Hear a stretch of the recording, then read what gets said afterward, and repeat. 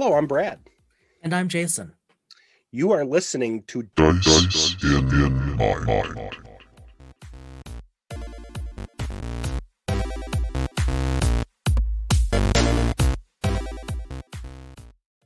I've found it interesting over the past decade plus that we are starting to see degrees, study, research. Jason, you know this better than I do by far, involving gaming. And I'm talking like there were people that are getting degrees in gaming and cryptocurrency. There's this merging of education and technology in a different way than what we're used to. Not from the 1980s. Look, there's an Apple II in my classroom now. Right.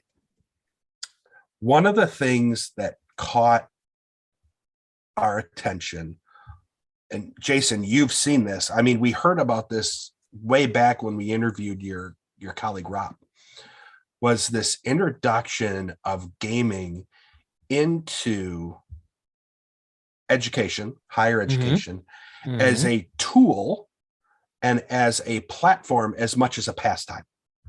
Yep. And so we're going to talk about our special guest here in a bit, but before we do that, I think it's important we talk about this idea of scholarship and gaming and how, from my perspective looking out in, Jason, you are in academia, so you see this better than I do, but from out looking in, it's interesting about how so mainstream role-playing has become. Analog gaming, I have a son upstairs who's playing Rust and something else. This is analog gaming, pencil and paper gaming, or at least, for the most part. The introduction of that, and I'm not even using the right word, the melding or whatever it is of it into existing curriculum, into academia and studying it. Think about studying gaming as almost like a science. Yeah. How cool is that?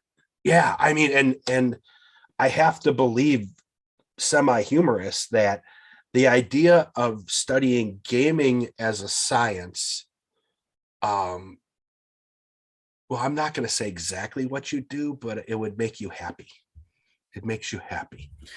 And I don't know how much of it's happening, is under study as a science, but just the fact that, as we've discovered in the past several months, there is some actual academic inquiry into role-playing and role-playing games, which for me, certainly, specifically for me, let me brings us to a whole new level of geekery. Yeah, and let me ask you something because of your educational background, and correct me on any of this if I'm wrong. You're wrong. There are, from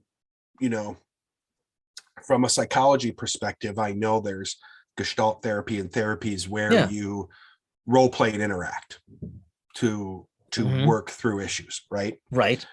I did that when working through, and not it's not a dramatic thing. It's just working through the challenges of growing up and everything. So I learned to do this. It was an awkward thing for me to do at first.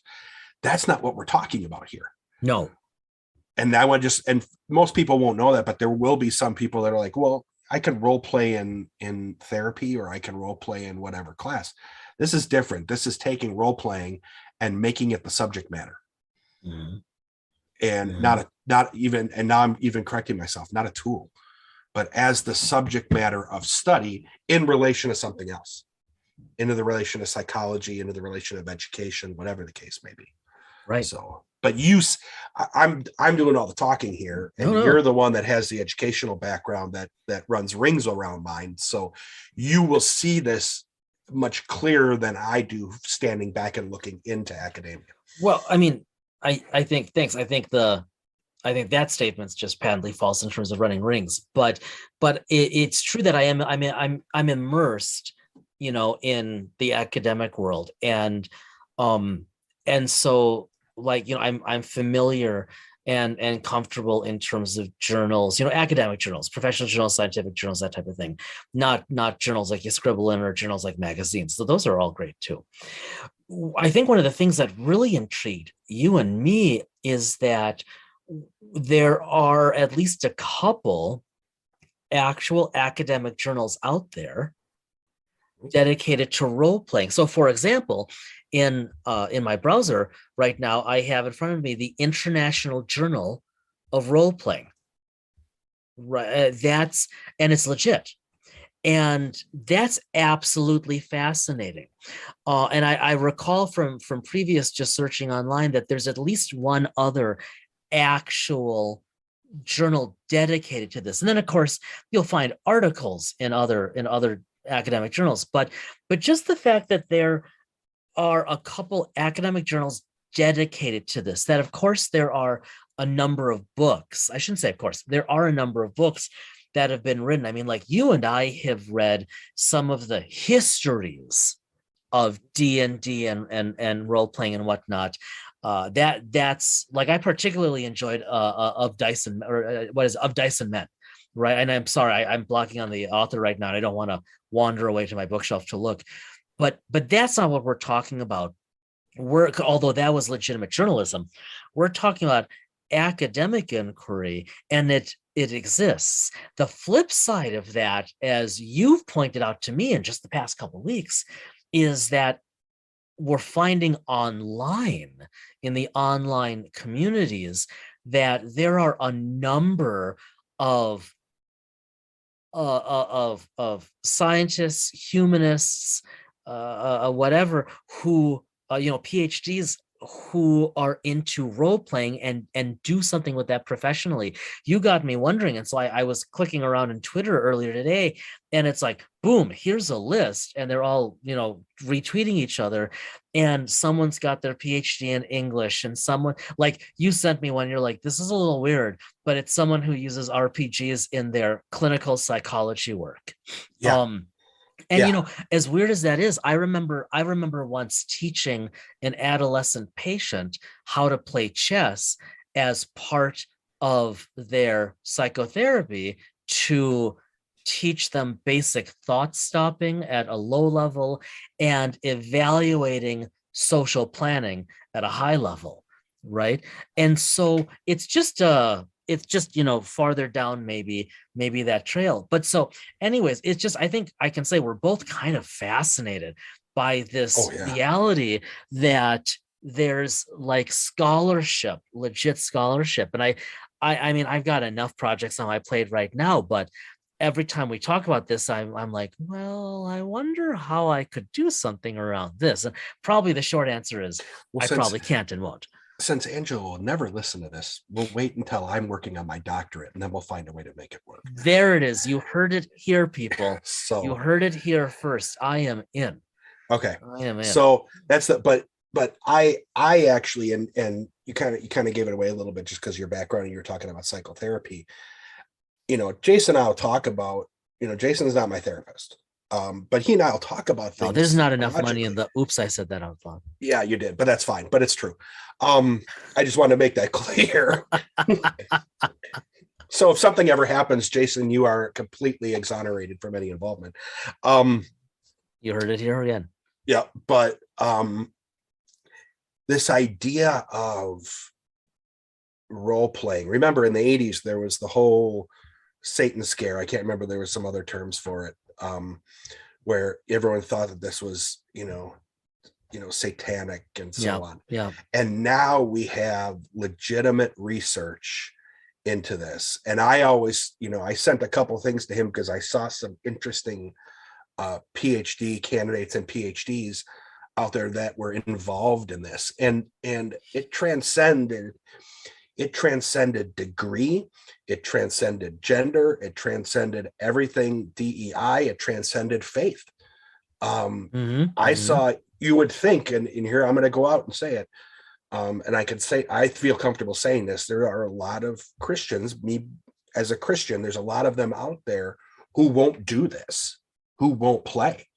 And what I found was there were a lot of them out there. So only reason I bring that up is it's gotten so mainstream as opposed to when this was developed in 76 and 80. And, our first and second editions are sitting, I can see them sitting on my shelf.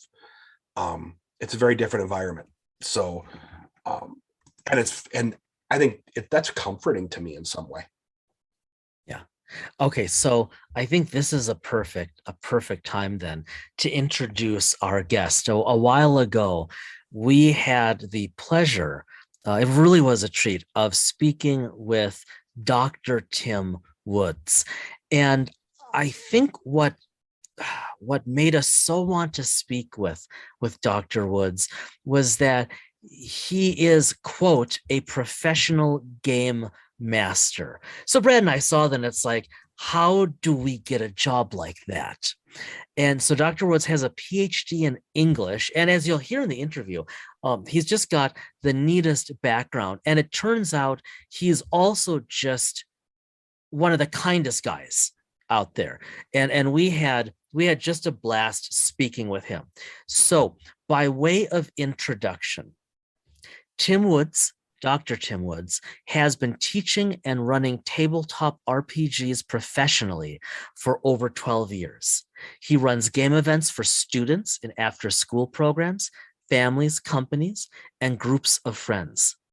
Dr. Woods received his PhD at St. John's University on game-based education and the use of RPGs in the classroom. He partnered with A24 to design the Green Knight RPG in coordination with the film's release. And he's published a volume, Random Tables for Game Masters, available for sale wherever books are sold. A book that proudly sits on Brad's shelf and is what introduced us to him. So obviously pause and go out and order that book right now. You know, we like random table books, and this is one of the major ones. So without further ado, we bring you our interview with Timm Woods. All right, so we are thrilled to have with us today Dr. Timm Woods, who actually is, and I kid you not, a professional game master. So just moving beyond the deep sense of jealousy that I know Brad and I must feel at this. You have a really interesting background, because now, okay, so Tim, correct me if I'm wrong about any of this. But great to be here. Yeah, your thank you. Your PhD is it English or literature? My PhD is in English and literature, and I have kind of a focus in writing and education specifically, because it ended up being that when I finished my dissertation, it was all about the applications of role-playing games in the writing classroom. That was kind of the experimental space where I was talking about role-playing games. But it ended up being like very interdisciplinary, is what I'll say, my degree at the end of the day. Right. So, okay, so beautiful. So thank you for the correction. Because then I mean, literally from the beginning of your, kind of scholarly career, you've been playing. Absolutely, 100%. I've been playing, as far back as I remember learning. And I mean, that's so we really just want to open that with a question. I know in listening to other interviews with you and in reading some of the things you put out there, and we definitely want to talk about your books. I promise we'll get there. Okay, so we should mention, even at the beginning, I think we should mention, so Tim, you had come out in August, if I remember correctly. So the Random Tables, Cities and Towns, and I can say that I use this. Absolutely. I have used it with Jason and I, who do. I'm glad to hear it. Yeah, so this was a recent, I started looking, there was at some books that would help my creative juices flow. And this one caught my attention on Amazon. And then as I was looking through it at the end, I saw your acknowledgments and all that. And I took a picture of it and sent it to Jason. Yeah. So yeah, we've been talking about your book we've been talking about your book for months. Yeah. Right. Yeah. And then you also have a second book coming out, hopefully in summer of 22. Absolutely. It'll be Random Tables, Dungeons and Crypts and Tombs is going to be the theme of this next book. Awesome. And Brad, go ahead.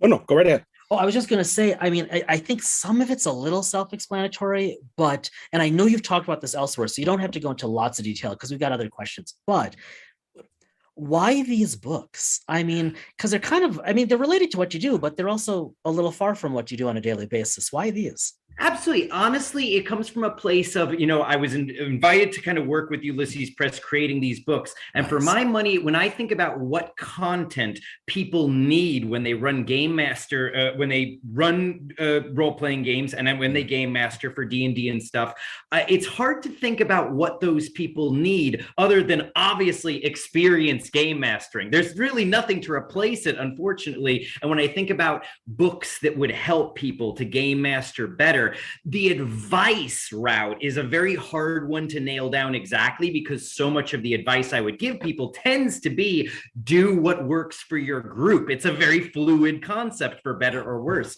And so I thought about what I would want if I was a game master, and it's kind of exactly what you said, Brad. Getting your creative juices flowing, I think, is one of the greatest services that somebody can provide a game master. Very often, to recharge ourselves, we end up going back to the media, the TV shows, the books, the movies that we end up loving, or in the sense that we loved them before, or we're discovering something new. Those are very often what get creative juices flowing, I find. And to that end, I basically thought random tables are a very valuable resource, something that you can put in a book and really feel great about having a whole book full of them as a handy reference. And from there, it was just kind of thinking, what are the spaces in the RPG worlds that are the most chaotic, that lead to the most questions of players saying, hey, I need to know what's across the street from my tavern. You don't need to know why, Game Master. I've got a plan. Okay, now I need to know what's in their garbage. And you've got a whole Goldberg plan as a player, and guaranteed whatever you were planning to do in that city or town is probably a good 50-50 shot, something not that the game master had accounted for, had planned for. And so I just thought random tables are the most useful in environments like that, where maybe, yes, you're like Matt Mercer and you planned out the whole town. If so, that's great. But if not, then this book is going to be a very valuable resource for you. Yeah, that's just so cool. Okay, so I have two related questions that might be totally unfair, but I'm really curious because Brad and I were talking about this a little bit before we started recording. Absolutely. You game master a lot of games, right? For fun and profit, as it were. Absolutely. Right? Really cool. We're curious, these days, which games or systems do you find yourself more likely to GM? And then the unfair question, which ones do you really especially love GMing? Oh, it's a tough question, but I can definitely, basically, I always tell people right off the bat, most of the time the people reaching out to me to run games professionally are just asking about Dungeons and Dragons, because if they're reaching out to me, very often it's because they don't have access to a game master, they're new to the hobby, they're uncertain of exactly where to start, and it's usually a good 90% chance at that point that they've only heard of one role-playing game. They've heard of Dungeons and Dragons, and that's the game. So easily 95% of my professional requests are just for Dungeons and Dragons, not really any variation. And most people are kind of not exactly sure what the point of comparison would kind of be. For my money, my favorite thing to run isn't actually Dungeons and Dragons, even though I love D&D and 5th edition is, I think, my favorite edition. I do find that Call of Cthulhu is where my heart is sometimes. I didn't expect that. I love Call of Cthulhu. I think when people approach a game with the horror mentality, it opens up this whole avenue of fun. There's kind of an approach that's very different to Call of Cthulhu, where it's more dramatic in terms of the timing and how things play out, versus D&D tends to be a bit more mechanical. I find more so that Call of Cthulhu, the mechanics will get sacrificed in the interest of telling a good story, and that when I run Call of Cthulhu, it informs the way that then I try to bring that same mentality back into D&D. And I think it's really the opportunity to just cut loose as a storyteller when the players aren't going to win. I get to do whatever I want here, and they've just got to either decide, are they going to stick around and run? Are you going to look, or are you going to keep your eyes away? Those are really the choices in Call of Cthulhu, and I think it lets you flex kind of as a game master a little bit more in that respect. How long have you been doing that, just out of curiosity? Call of Cthulhu. Call of Cthulhu, funnily enough, is probably the second role-playing game I played very shortly after running my first D&D game. So probably if I started D&D at age 11, I wasn't I certainly wasn't 13 by the time I had already run Call of Cthulhu for my family, and discovered how quickly you can get players to hate Call of Cthulhu if you run it a certain way. If you're just like, whatever, that guy just hits you with a spell and you're dead, make a new character. I discovered very quickly, like, okay, you can't just do that either, even though that's maybe a very authentic way to play Call of Cthulhu. If you do it and it's not fun, if it's not exciting to watch your character die, I consider it a lot more challenging as a game master. At that age, I was nowhere near ready to run Call of Cthulhu, and so it was a lot of tears before I ran what I consider my first successful Call of Cthulhu game, probably at age 22 at that point. So there was a big gap, I would say, and a lot of D&D that I had to run, which I think has a better on-ramp for the game master, at least, versus Call of Cthulhu. I think you need to have a pretty mature sense of storytelling and drama and dynamics in order to tell. Like, you can learn all the rules of Call of Cthulhu. It won't really tell you how to run a good Call of Cthulhu adventure, but watching a lot of horror movies will. If you watch 100 horror movies, suddenly you'll know exactly how to run a Call of Cthulhu story. You might just need to learn the rules, and at that point, that's incidental. Man, I did not see that one coming. That's so interesting. This is why it's organic. Yeah, because we didn't talk about this beforehand. So now I'm intrigued because we really haven't dug into that game. Because I'm not big into horror. I'm not a Lovecraftian kind of person. I would seriously hesitate to allow Brad to GM any kind of Lovecraftian game, because he'd be all over that, like, roll initiative. Oh, you're dead. Like, I know how the games would go with you. Yeah. Just what order do you go crazy in? There you go. Yes. Yeah. But I got to admit, I have a feeling that after this interview, Brad and I will be chatting more about this game. Well, let's be clear, Jace. I would be fair with everyone except you. So, I believe that's true. Yeah. It's good to know where you stand. And at least you know at the outset. So right. Oh my God. There you go. So, Tim, you've written and you've talked about the importance of play in development, and certainly in child development. I'm kind of curious. What you think about that as applied to adults. Do you spend a lot of time these days gaming with adults? And like, one of my favorite quotations is Einstein's observation that play is the highest form of research. Right? That's beautiful. Isn't it? And I kind of live by that. I just think that's lovely, because I think he's dead right, and we all forget that. Right, especially when we've been in school, like the three of us, a long time. Absolutely, we tend to forget that. And you're doing this stuff for a living, and with kids, it is, it's endemic to childhood, right? Kids, like you said before, elsewhere, kids don't need to learn how to play. They are natural scientists. They're natural experimentalists. They learn the world and themselves through it. And as adults, we lose a lot of that. So I'm curious, do you spend much time gaming with adults? And regardless, what do you think about the application of play and what you do to adults potentially? So I find this fascinating because I remember when I first started writing my dissertation and focusing in on gaming as education, I remember talking with my professors and my advisors being like, well, of course, I probably want to focus on the kids doing this because they're already doing it, number one. Right. Number two, that's the education. When adults are doing it, I have a real struggle proving to people that that's education, right? And they were absolutely like, you are going in the exact wrong way, because they were huge proponents of this idea that, and the more I did my dissertation, the more I had to agree with them, just based on where everything was pointing me. Adults are absolutely still learning. Adults, when we leave the educational world, we continue to learn, ideally. And we're pointing out how, unfortunately, most people's jobs, when you're in the academic world, it's it's easy to forget most people's jobs are not really demanding the same level of critical thinking and assessment and just research instinct and all these great things associated with education.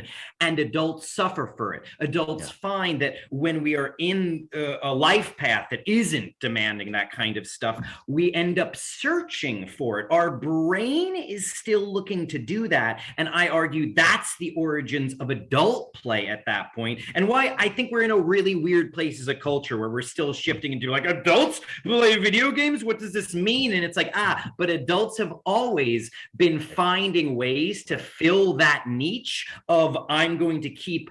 I argue it's just our instinct to want to keep learning, because ultimately my argument is that's what play is. It's we find ways to throw problems at ourselves that don't have the same value assessments that our work do. And that's why we're in the middle of this huge renaissance of adult gaming. It's really just adults acknowledging in a way we didn't before, this need, a fundamental need we have, like air and water, to challenge our minds in meaningful ways that we're asked to work every day, but that work is not always asking us to challenge our minds, and we need that aspect of it. That's the inclination towards both work and play, and when our work doesn't provide that and our play doesn't provide that, then we're in big trouble. Ultimately, we need to find it somewhere. And I'm constantly playing this game of being like, with the kids, I need to like play the games with them, and maybe as much as they feel comfortable highlighting we are doing educational stuff, they can, we can work with that conversation and include it in a conscious way. And with adults, I'm kind of doing a similar thing, because ironically, it's the adults who are also like, whatever, we're just playing right now. And I'm like, yeah, we are. But what does that really mean, everybody? You decided to take 3 hours out of your week to pretend to be this person who then I throw challenges at. What are we doing here? What are we doing? And the very aware and conscious adults, I think, are really, especially nowadays, cognizant of the idea that this is something very, very valuable to them, that is providing a challenge and a kind of education that they don't get outside of certain contexts. That's just so good. That's wow. That kind of nails, Jason, what we have been going through. And this idea of play, especially, I work in the business world, and I love what I do and I love where I work, but you're right. It's not an academic field, there's research orientation to it.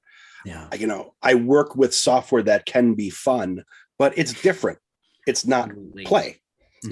So that you've put it in a way that I actually think I'm going to have to, outstanding, so it's an exciting thing to feel like I kind of organically stumbled into, in the sense that I was like, whatever, I'm going to write my dissertation about games and how I think they're educational. And the more research I did, I'm like, is no one paying attention to this? This should fundamentally affect how we perform the act of education and schooling, when we know that, to my mind, I don't feel good about the statement that I hear too often, like, some people just don't want to learn, and that's okay. It's like, no, I don't think the human mind doesn't want to learn. I think that we find it in many different ways, but ultimately that's what that organ does, is it wants to learn through play. And the clearer we are about that, the more we're going to understand kind of this work play dichotomy we found ourselves caught in. And we go ahead. Go ahead, Brad. I was just going to say, just real quickly, did you see any transformational aspects of this or anything during the pandemic with everybody at home, versus like in a school environment, like when they're back in an environment now? I think we can appreciate more how play has a fundamentally social dynamic, because I think that people were finding alternatives to play that were more or less successful. And ultimately what we were really missing was not so much play as it was the social dynamic. You can play in lots of different ways, but I think people were exhausting their non-social ways of playing and discovering how valuable their social ways of playing were. And I certainly found that even though I think everybody, like for my money and all of my customers, I think we were all on the same page. It's just not the same done digitally when you're trying to like really recreate that around the table experience. I think we all kind of felt that way, but at the same time, I think we valued Dungeons and Dragons during the pandemic in a way that it was never valued in this way. I think we're going to see the end of the conversation about this is just a game. And it's not because people are recognizing that, oh, it's a mature thing and actually quite complex and demands critical thinking. Ironically, I think that conversation will die because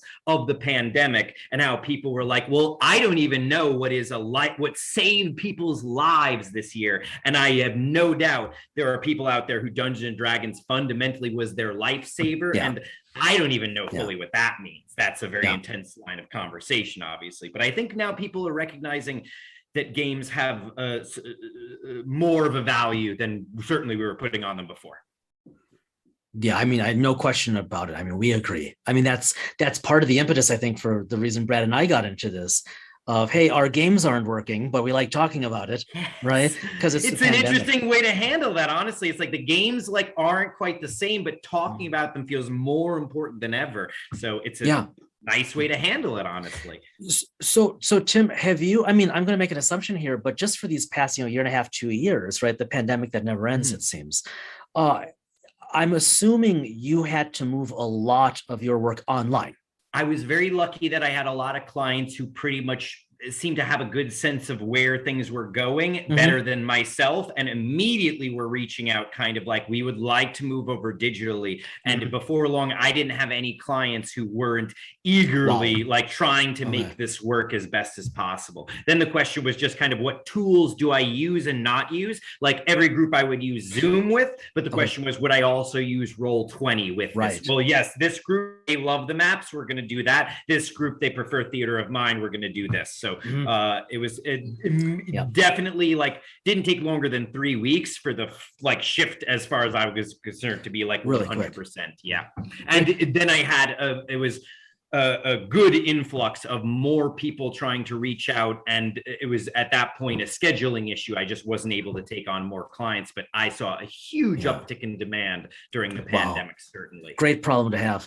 Yeah, exactly. Yes. Yeah. It was not great how it happened, but certainly clear that people were more interested in D&D than ever before. Man. So you kind of beat us to one more question here. Aside from, just the technical elements of the switchover, right? Like you said, Zoom, Roll20, in terms of the table stuff, like you were talking about the social element, I think we're curious handling that transition to the distributed digital table. Are there things you found you had to keep in mind, or simply things you made a point to hold on to aid that transition? I mean, I'm curious from the non-technical aspect, but from more of the social or creative element, was there anything you found compelled to do differently to make it work for your tables? Honestly, I hesitate because this is where like I think we're all like second guessing ourselves in these like Zoom meetings and stuff. And I'm constantly like, oh, did I do a good job really changing the way that I hold the conversation with people in this digital space? And I mean, really, I tried to allow for silences because I was recognizing that I wasn't doing that in the beginning. There's an impulse to just want to talk through because the silence seem more awkward in a Zoom meeting. So I was like, sometimes you just gotta let them happen, even though in this digital space, it seems much more painful and like, oh, should I just keep things moving? So the pacing issue, I don't know that I did it any better than anybody else, because I think this is something we all experienced, was learning how to talk in these Zoom meetings and stuff. And I would love to say I thought I was, better than average, but I don't really know if that's true or not. I find I'm still very awkward in like these digital spaces, and I'm excited that as time goes on, more and more people are kind of switching over to live meetings and stuff. But like, I'm still interested in the idea that maybe there's a whole culture out there of like kind of adjusting better to what is the a conversation, or specifically a Dungeons and Dragons conversation like in that digital space. And I have to admit, I think I have a lot to learn in that regard still. I still feel like I'm working on that aspect, but not over talking, not trying to just bulldoze the conversation just to keep the momentum going. Those are things I struggle to not do in my D&D games, which is still a spillover probably from my live games, but like it's a little easier to read body language and stuff when you're in person. I mean, if you're sitting around a table, you could see people marking up or looking or whatever. You know that they're doing something, so the silence is still work. Right. Exactly. Having worked at home before the pandemic and watching people adapt, silence is awkward in these environments, and I struggle a lot with what you talked about. Allowing the silence. I'm especially bad at allowing the silence to organically allow people to think. Absolutely. I knew it was the struggle that like probably was so universal, but I don't think I handled it necessarily better than anybody. Yeah. Well, because we all had so much warning that society was about to shift. Yeah. Yeah. Okay. I remember when it started being like, I don't know Roll20 well enough for this. I know Roll20 enough to like, I guess land on my feet here, but I'm like, I've got a lot still. And funnily enough, running my brother running our family game and stuff, he ended up tutoring me in a decent amount of the tools that I ended up really using. Oh, nice. So, okay, I have an unfair question. Promise this will be one of our last. No problem. And I were talking about this. This is, and we don't want to pigeonhole you. You're not making any commitments here. Okay. We know you like Cthulhu and that whole thing. However, in terms of actual dice mechanic, okay. In terms of actual, because Brad and I really do like geeking out of this. I mean, for every conversation we have that we record, we have way too many offline about dice mechanics. And in fact, an upcoming episode is going to be on like, what if we were to actually use dice to make decisions for a few days in real life? I don't think I'm actually going to do that.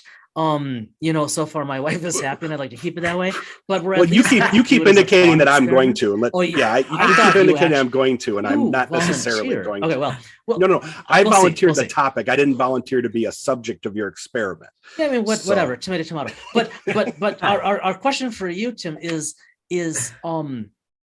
especially through the lens. I mean, we're just kind of posers here. You've got a doctorate in English and creative writing and whatnot. I mean, you come with these real chops, right? And so your ability to look at storytelling and the social aspect of this, just wonderful. We're really curious. I'm really curious. If you look at the dice mechanics out there with which you're familiar, regardless of the game or the setting, are there any dice mechanics, or is there a dice mechanic that you really just love or think helps replicate an experience, right? Like, I can think of one, because my argument would be all the dice mechanics are good for telling some certain specific kind of story, and that all of them are equally good or bad at simulating the real world. Like as realistic as it feels, that's how realistic it is, maybe is a good way to say it. But I like one particular aspect of the dice mechanics about the burning wheel system. Specifically when I ran Mouse Guard, the burning wheel system runs off of Mouse Guard. And one of the details about the burning wheel system is that if you say, I'm going to get the exact numbers wrong about this, but I know conceptually how it works is, so let's say you have a 3 ranks in the basket weaving skill. Then in order to level up the basket weaving skill, part of what I love about burning wheel is there will be like a basket weaving skill, any skill, and you'll notice you can tell any kind of story. Your character can be good at building campfires and baskets, and then like you just make a whole campaign out of building increasingly better campfires and baskets, and like that's your story arc kind of. It doesn't, the combat skills are just intermixed with every other skill you can kind of imagine. But if you're trying to level up any of these skills, let's say it's basket weaving 3, that means you need to get to basket weaving 4, you need to succeed 3 times at a basket weaving check off all 3 of those, 1, 2, 3, and you need to fail 2 times. So you can, if you get to 3 that's successes, interesting. you don't level up yet. If you Right. keep accruing successes, it doesn't matter. They don't do anything. They just they don't even go towards leveling you up later. You just are not gaining any long lasting benefit, just gaining the successes. But once you get to failures, then you level up because you learn from your mistakes. And what that encourages you to do is to be like, I don't need a success. I'm trying to get a failure. So I'm going to build like a basket with all these penalties. I'm going to go underwater in a lake to build a basket, or I'm going to build the biggest basket in the world, or like a special kind of basket. You just try to tackle something out of your league in order to get the failure, because that's how you learn, is by tackling something that's outside of your current level of abilities. So I'd argue the Burning Wheel system is the best representation of actual progress. It's not like you kill 100 goblins and then you get better at all of your skills and at combat and everything. You just end up like mastering a skill by doing a certain number of successes at things that you can attain, and then a certain number of failures at either things you can attain or because you reached beyond your grasp, as it were. I think it is a beautiful representation of the actual learning process, as it were, nuts and bolts. Okay, so Brad, we now have our assignment from Dr. Woods. Well, I know what we're both going to be reading tonight. Man, I was just going to say Brad's already gone to Amazon to take a peek at what's out there. Yeah, so, I would say Brad has a bit of a problem with Amazon. Right. We have a very tight-knit relationship. Absolutely. Yeah, I mean, I consider myself a user, but you have a problem, right? Yeah. That is fascinating. Recommend it. It's a great book to pick up. Thanks. I don't know anything about. I mean, I've heard of Mouse Guard. I've heard of it, but I've never played it. I've never had it in my hands, and I've not heard of the Burning Wheel system. So I mean it when I say I'm going to be looking into this tonight. That sounds fascinating. They are a good matchup because the Mouse Guard stories are all about these mice trying to essentially overcome challenges, sometimes through combat, but often not. It's kind of a good representation of what maybe a non-combat focused system would kind of look like. When you DM Dungeons and Dragons versus if you're DMing Mouse Guard or something with Burning Wheel or a narrative type of a failure success system, you find it more difficult? More difficult to run D&D? I would say either one more difficult than the other, or I would say I find D&D easier to run because D&D has so many like standards and clear codified things very often. It's a video gamey enough system that there are very often concrete things, and then not even just that there's concrete things to reference back to, but then the assumptions that people go in with.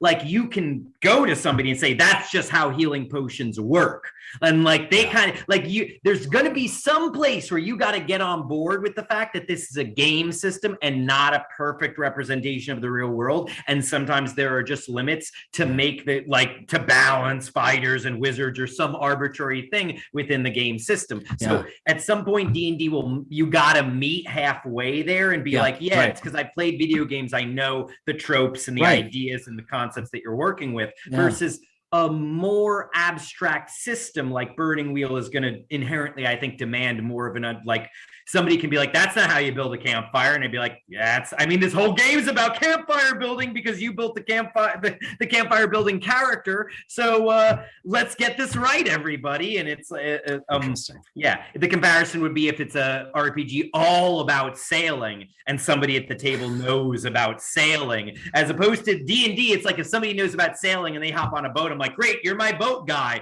All the rules, you just let me know what they are, because if he's, you're gonna be bringing it up anyway. It's a perfect way to kind of incorporate it. Yeah, man, just fascinating. Look, Tim, thank you so much for taking time with us today. Absolutely. We've really been looking forward to talking with you, learning from you. We're fans of the book. We're looking forward to book number 2 coming out next year. Something exciting to look forward to. We hope you'll come back. We hope you'll come back in the future. We would love to talk to you when that next book comes out.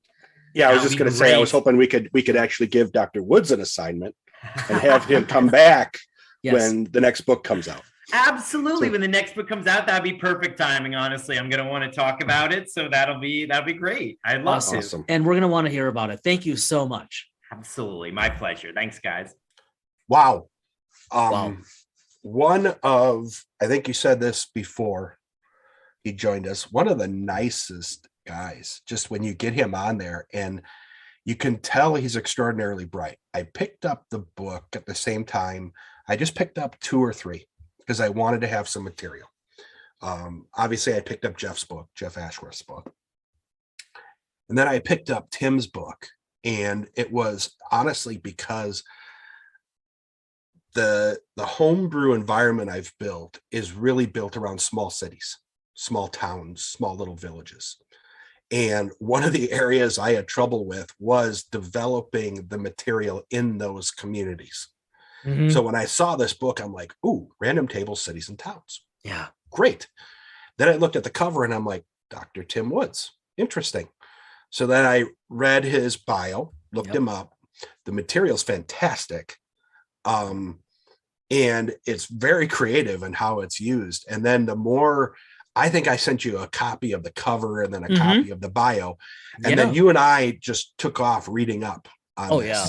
And the more we read, the more we realized We had to get Timm on the podcast. we had to talk to him because he is, like we talked in the beginning. I mean, you know, there's others out there, but he's the first person I've personally talked to that has made a career of doing it and studying it. And then bringing it to kids and others educationally.